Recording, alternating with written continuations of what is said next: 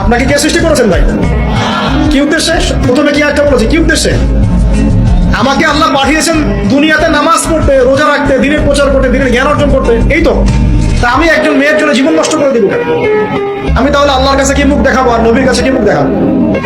ওখানে গিয়ে বলবো আল্লাহ আমি আমার অমুক প্রেমিকার জন্য আশায় হয়ে একদম জীবন দিয়ে দিয়েছি, আত্মহত্যা করেছি? গেছে ভাই, যাইতে দেন। যে ব্যক্তি আপনার অবস্থানকে মূল্যায়ন করে নাই, সে আপনার যোগ্য ছিল না।